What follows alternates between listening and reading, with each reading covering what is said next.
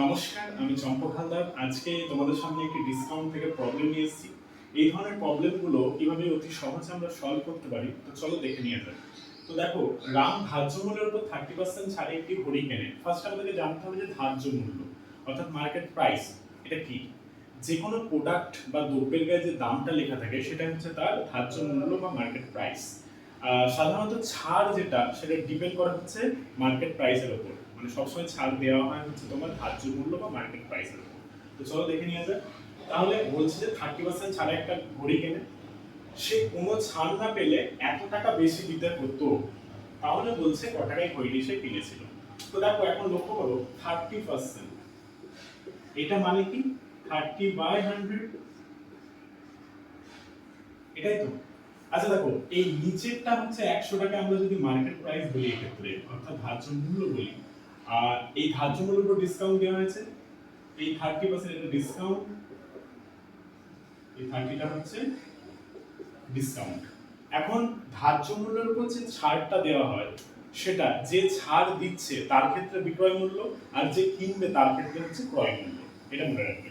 অর্থাৎ আরেকবার রিমাইন্ড করে দিচ্ছি আমি যে কোনো প্রোডাক্টের গায়ে যে দাম লেখা থাকে সেটা ধার্য মূল্য। ধার্য মূল্যের উপর মূলত ছাড় দেওয়া হয়, এবং ধার্য মূল্যের উপর ছাড় দেওয়ার ফলে তোমার যে দিচ্ছে ছাড়টা তার ক্ষেত্রে বিক্রয় মূল্য, এবং যে কিনছে তার ক্ষেত্রে হচ্ছে ক্রয় মূল্য। তো এখন দেখো, লক্ষ্য করো, যে বলছে যে সে কোনো ছাড় না পেলে এত টাকা বেশি টাকা দিতে হতো। অর্থাৎ ওই ছাড়টা, এই ছাড়টা পেয়েছে, সে ছাড়টা যদি না পেতো তাহলে এত টাকা বেশি দিতে হতো।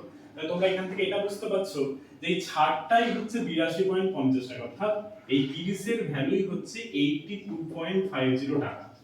ঠিক আছে, তাহলে আমরা দেখে নিই যে প্রোডাক্টটার মার্কেট প্রাইস কত ছিল। তাহলে একের ভ্যালু কত হবে, 82.50 ডিভাইডেড বাই 30।